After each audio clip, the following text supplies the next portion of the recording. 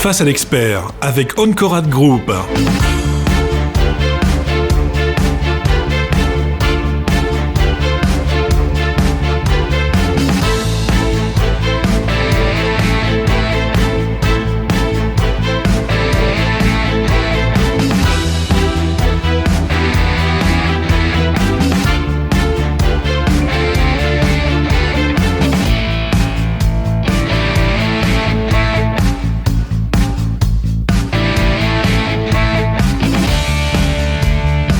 Bonjour à vous tous et merci de nous suivre quand les robots se mettent au service de la santé publique. Nous en sommes à un point crucial au Maroc et le Maroc justement qui se doit de combler son retard dans cette technologie de pointe apparue dans les années 90.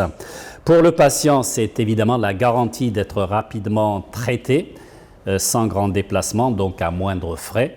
Et pour le chirurgien, c'est l'avantage de pouvoir travailler de manière confortable, à l'inverse des opérations de la chirurgie classique. Et au milieu, nous avons donc le robot.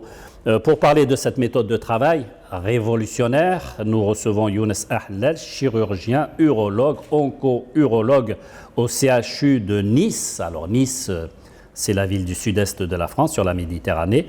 Professeur Ahlal, bonjour.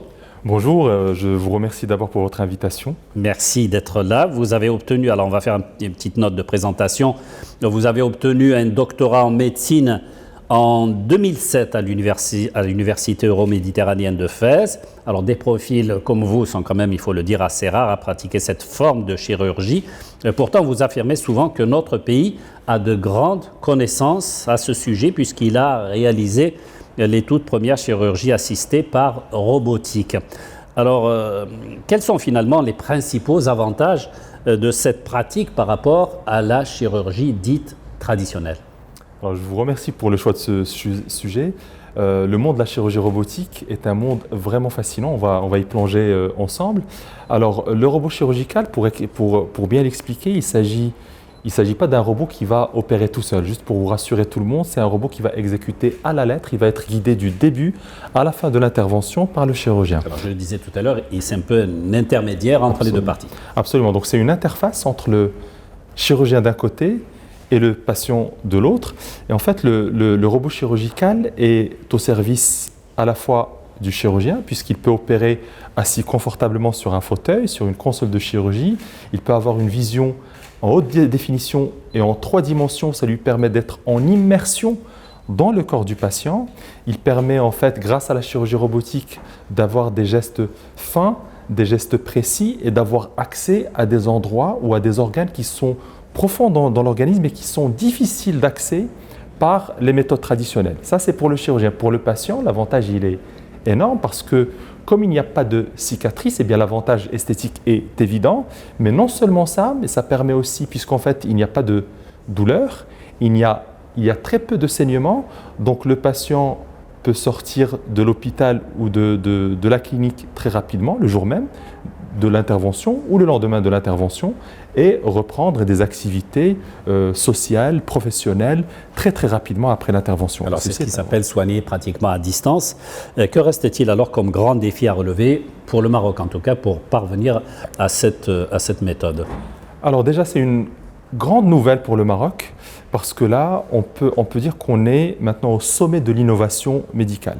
Parce que il y a quelques jours, nous avons réalisé la toute première chirurgie à distance ou téléchirurgie d'un patient qui a été opéré sur place à Casablanca. C'est un patient marocain opéré par des équipes marocaines, des équipes médicales marocaines, des équipes de techniciens marocains et d'ingénieurs marocains.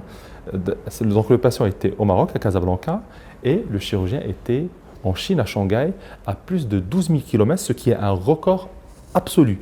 Donc oui, vous avez dit, comme vous l'avez dit tout à l'heure, en fait, il y avait un petit retard à l'allumage au départ puisqu'on a pu acquérir la technologie robotique que cette année-là au mois de mai. Mais là, on a pris une avance considérable par rapport aux autres pays puisque là, maintenant, on est leader, on est détenteur du record mondial de téléchirurgie. Alors, ce qui veut dire qu'on peut parler maintenant de véritables bénéfices, en tout cas pour les régions qui sont éloignées, sous-équipées. Absolument. Donc, l'avantage principal, moi, je trouve, de la téléchirurgie, c'est de pouvoir démocratiser l'accès à la chirurgie robotique, à cette chirurgie de pointe, vers des régions qui sont peut-être sous-dotées ou bien plutôt enclavée. Donc en fait, on n'a plus besoin d'installer toute une structure de chirurgie robotique. On peut réaliser des chirurgies à distance par un chirurgien expert, qui soit un chirurgien national ou international, à n'importe quel endroit dans le monde. Alors la chirurgie par robotique, cela ne concerne pas évidemment toutes les pathologies. Alors la chirurgie robotique actuellement concerne une majorité de pathologies. Pour le robot chirurgical des tissus mous, c'est le robot chirurgical que nous utilisons actuellement. Il trouve sa place dans la chirurgie urologique, c'est ma spécialité, cancer de la prostate, cancer de vessie, cancer du rein. Il trouve sa place également dans la chirurgie des organes digestifs, le foie, le pancréas, les cancers de l'estomac, les cancers du rectum.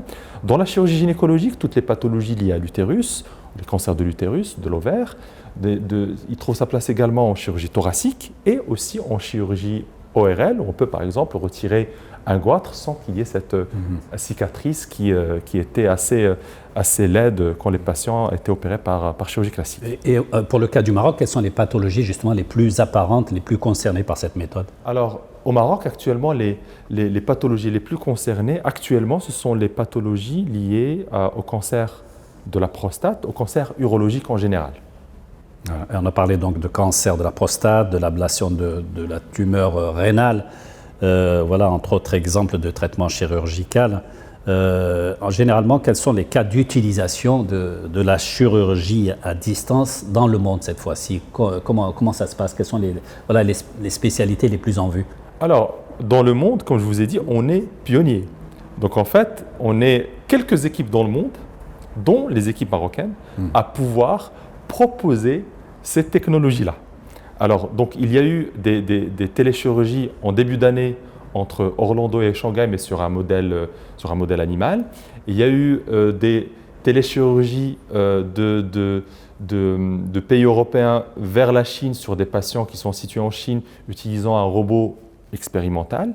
Et puis, l'équipe marocaine, l'équipe que j'ai dirigée, en fait, elle a réalisé la première intervention de téléchirurgie transcontinentale à une distance de 12 000 km. Donc c'est vraiment une innovation et ça va bien se développer. On va voir en fait dans les années qui viennent, ça va se développer un petit peu partout.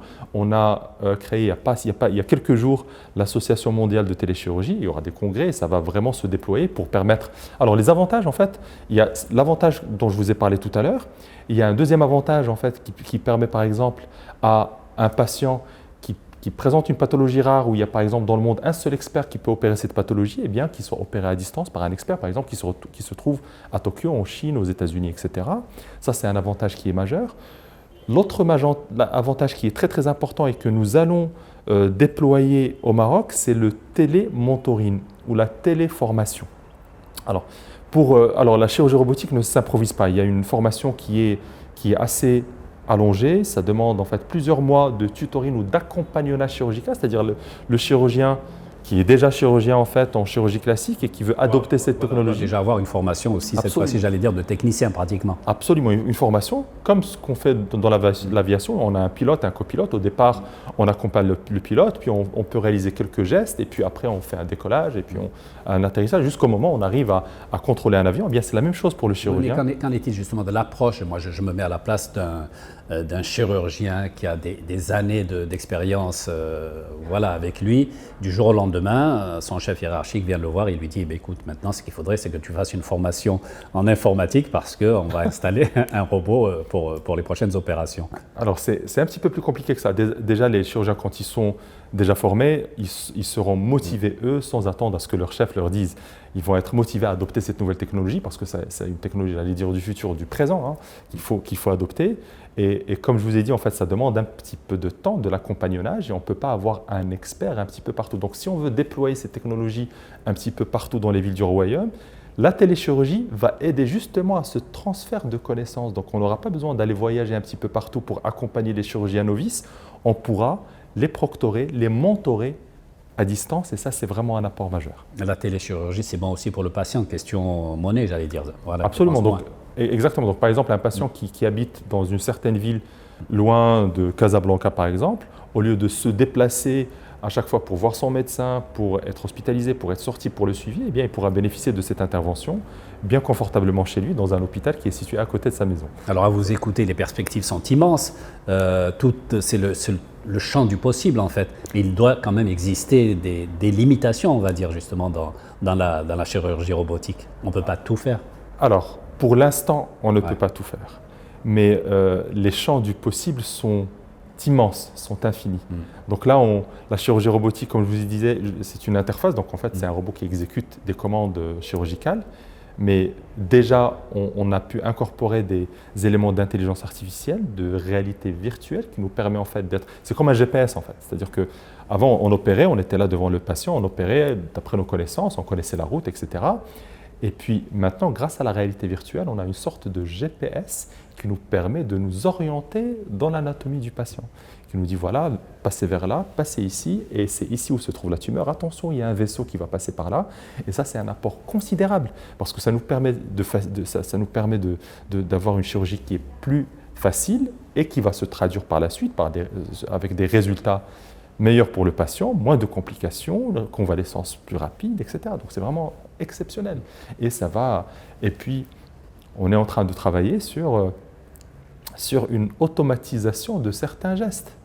Parce que, comme ce qui se passe maintenant en Californie, on a des voitures autonomes, pourquoi pas, en fait, à un certain moment, demander au robot de réaliser certains gestes de façon automatique. Et forcément, le robot, il va faire un peu mieux que le chirurgien parce que lui, il aura consommé des données immenses et il pourra voir quelle est la combinaison de gestes optimale qui va donner les meilleurs résultats fonctionnels. Mais ça ne vous fait pas peur, vous, le chirurgien, un jour ou l'autre, vous risquez aussi d'être remplacé par un robot?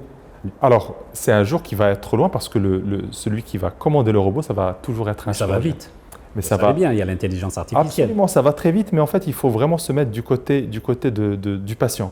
Si c'est bénéfique pour le patient, ce n'est pas un problème. On va s'adapter, il n'y a pas de souci. Alors, on a discuté tout à l'heure, vous m'aviez dit qu'effectivement, la méthode dite traditionnelle de la chirurgie n'a pas bougé depuis l'ère des pharaons. Et puis, depuis les années 90, me semble-t-il, voilà, il y a eu un bouleversement, l'entrée du robot dans votre profession. Là, c'est révolutionnaire parce que depuis les années 90, voilà ce qu'on fait maintenant en matière de chirurgie à distance peut être nul et non avenu dans 2-3 ans. Absolument. Voilà. Comme ce qu'on a discuté tout à l'heure, vous l'avez rappelé, la chirurgie classique n'a pas évolué sur plusieurs siècles. En fait, il y a des instruments de chirurgie qu'on utilise actuellement et qui étaient déjà utilisés à l'ère des pharaons. Ouais. Donc en fait, il y a eu une évolution, mais qui est très très lente de la chirurgie, je dirais, conventionnelle, jusqu'aux années 90, avec l'introduction de la chirurgie mini-invasive, c'est-à-dire où on n'a pas à ouvrir le patient, on introduit des instruments tout d'abord par célioscopie conventionnelle, où c'était le chirurgien qui introduisait une caméra et qui, de l'extérieur, faisait bouger des instruments à l'intérieur du patient, et puis l'avènement de la chirurgie robotique qui a complètement révolutionné la médecine. Et voilà, il faut s'y préparer, ça va évoluer de façon très rapide, exponentielle, et il va falloir s'accrocher pour rester toujours au devant de la scène, et surtout proposer aux patients les interventions et les méthodes de soins les plus efficaces pour sa santé. Il ne faut jamais oublier ça. Donc notre but premier, c'est que le patient en fait aille de mieux en mieux, puisse être traité par exemple de pathologies très graves tout en conservant sa qualité de vie. Alors là, vous avez aussi un travail de titan à faire auprès de vos collègues aussi de la profession, c'est les sensibiliser sur les bienfaits de cette méthode. Comment démocratiser voilà, le travail fait à distance, la chirurgie à distance à partir d'un robot? Comment démocratiser, comment expliquer cela? Alors effectivement, vous avez raison, il faut absolument démocratiser cette technologie-là pour qu'un maximum de patients puissent en bénéficier. Moi, je suis très très confiant parce que les collègues, je pense qu'ils sont déjà sensibilisés. On vient d'avoir organisé notre premier congrès marocain de chirurgie robotique où on était vraiment impressionnés par l'affluence des chirurgiens de toutes spécialités qui étaient là, même des spécialités où le robot chirurgical n'a pas encore pris sa place. Eh bien, ils étaient là à voir, ils étaient très curieux et ils sont très motivés. Au Maroc, on a la chance en fait d'avoir des chirurgiens de qualité et là, ils ont le terrain fertile pour pouvoir adopter cette technologie et se développer. Et la téléchirurgie le télémentoring va vraiment aider à développer cette Alors on a parlé des gains tout à l'heure justement pour le patient. Quels sont ces gains pour le monde médical, voilà, les centres hospitaliers, les cliniques? Alors, tout d'abord, le premier gain, donc, comme vous avez dit, c'est un gain pour les patients, c'est un gain pour la collectivité, parce que si le patient va mieux rapidement, sort rapidement de l'hôpital, qu'il a moins de complications, eh bien, les dépenses de santé, in fine, vont être moins importantes. Ça, c'est un premier gain pour l'hôpital. Pour l'hôpital, il y a aussi un gain parce qu'en fait, il n'aura pas besoin de faire venir un chirurgien expert en chirurgie robotique pour former ses chirurgiens locaux. Grâce à la téléchirurgie, on peut faire ça à distance, et aussi pour les chirurgiens locaux, ça leur permet, c'est une vraie opportunité d'adopter rapidement cette technologie-là pour pouvoir la proposer à leurs patients. Je me mets à la place d'un jeune qui veut faire cette profession, qui veut pratiquer cette profession. Que lui conseilleriez-vous? Quel est un peu le processus à suivre? Alors le processus à suivre, en fait, il est très standardisé. C'est en fait comme ce qui se passe en aviation, comme je vous ai dit tout à l'heure. La première partie, c'est un apprentissage bien sûr de la chirurgie classique et conventionnelle.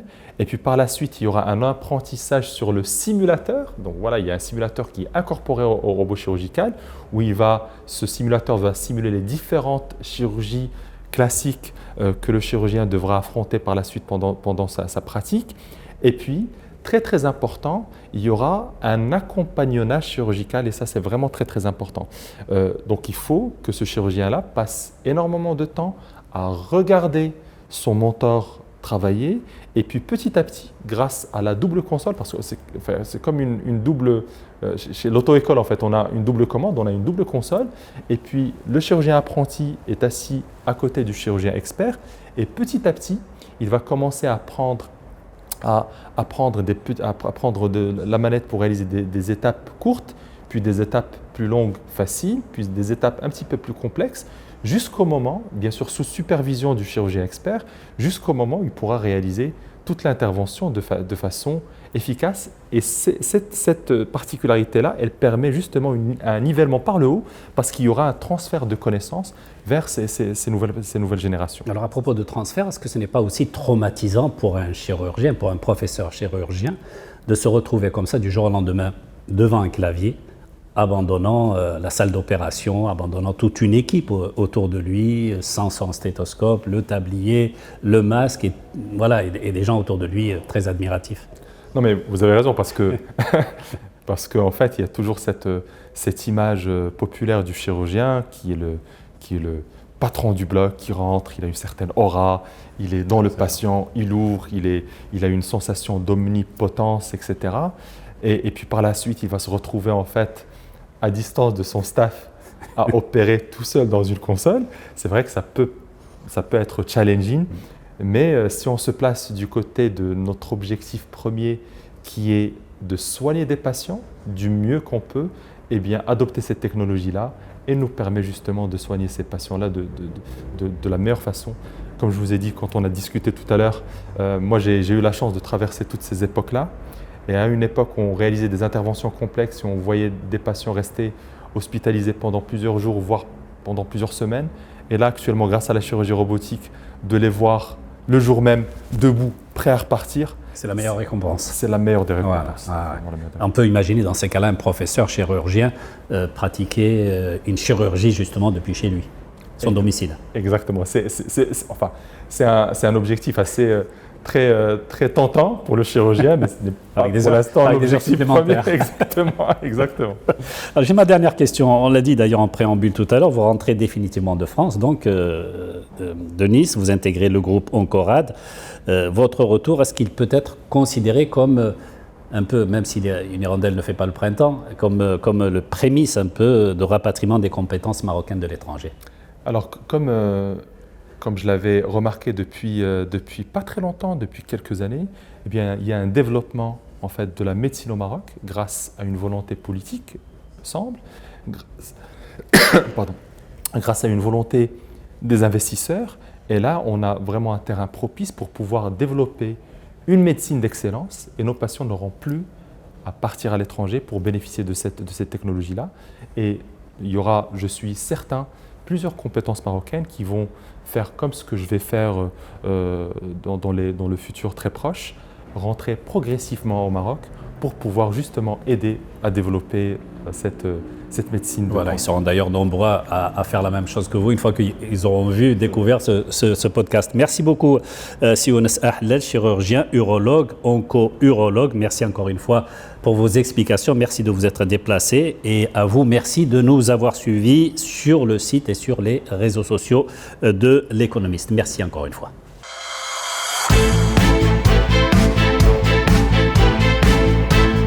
Face à l'expert avec Oncorad Group.